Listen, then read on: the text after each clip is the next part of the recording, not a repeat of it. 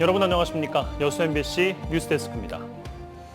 엿새간의 긴 추석 연휴가 오늘 시작됐습니다. 기차역과 여객선 터미널은 고향을 찾은 귀성객들로 붐볐는데요. 추석 연휴 첫날의 표정을 김단비 기자가 전해드립니다. 전라선의 종착역인 여수 엑스포역. 열차가 승강장으로 들어오고 문이 열리자 승객들이 하나둘 내립니다.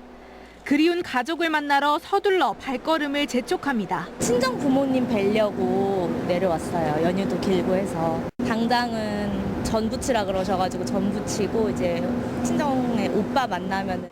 바쁜 자녀 대신 역귀성길에 오른 부모님도 있습니다. 1년 만에 만나는 자녀와 손주 생각에 설렘을 가득 안고 기차에 몸을 싣습니다.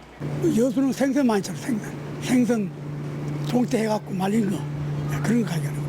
자식들이 둘 다 있거든요. 그러니까 이제 내가 올라가야 편하지. 여객선 터미널에도 귀성행렬이 이어졌습니다. 대합실에는 배를 기다리는 줄이 길게 늘어섰습니다. 시민들의 양손에는 선물이 한가득 들려있고 어여쁜 손녀는 한복을 곱게 차려입었습니다. 할머니, 할아버지한테 예쁨 받으려고. 애기 키우느라고 또 쉽게 잘 안 가지고 그래서 명절에는 그래도 꼬박꼬박 뵈려고 하고 있어요. 한국도로공사에 따르면 광주와 전남 지역 추석 연휴 하루 평균 고속도로 교통량은 30만 3천 대로 지난해보다 6.7% 감소할 것으로 예상됩니다.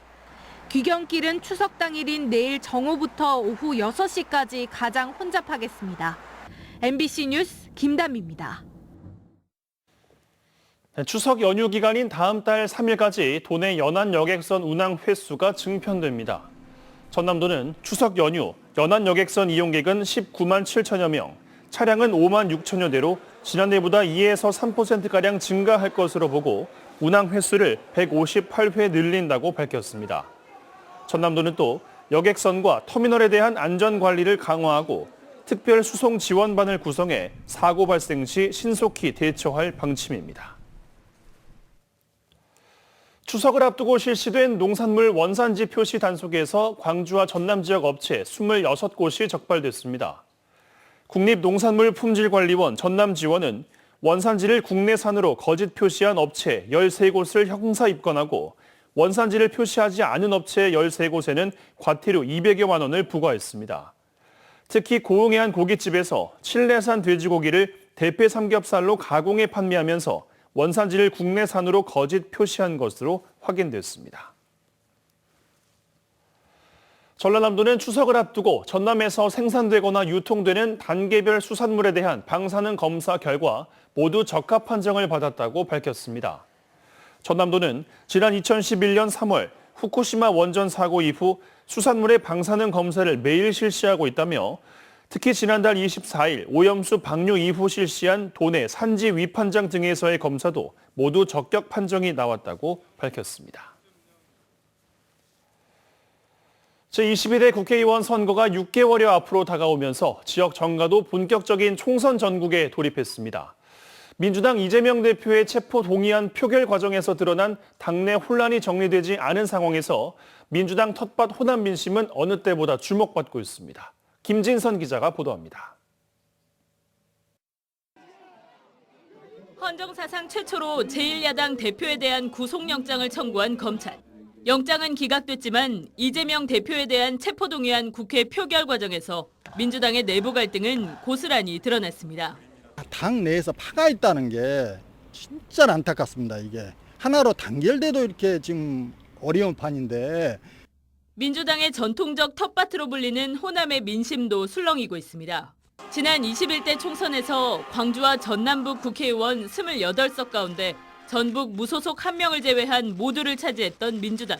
하지만 당내 계파 갈등에 따른 공천 싸움, 현역 물갈이론 등 갖가지 대형 변수들이 떠오르면서 민심의 변화도 감지되고 있습니다. 당에 국한하지 않고 우리 목표를 잘 살게 하는 사람을 찍겠다. 지난 총선에서 광주와 전남 18명의 지역구 의원 가운데 15명이 교체되면서 현역 물갈이 비율은 역대 최대인 83%를 기록했습니다. 현역들의 위기감과 더불어 올드보이들의 귀환, 중량급 신예들의 행보와 성적표도 큰 관심사. 여기에 서진 정책 등을 통해 불모지인 호남의 한석 이상을 구축하겠다는 국민의힘과 제3지대 신당을 통한 정계 개편도 변수로 남아 있습니다. 또 후쿠시마 원전 오염수 방류 문제 등 직면한 민생 현안 해결이 지역민들에게는 무엇보다 중요한 과제입니다. 후쿠시마의 그 사건 때문에 여러모로 이제 국민들이 시끄럽고 그러는데 앞으로 거기에 있어서 대책을 좀 쉬어줬으면 할 바람입니다.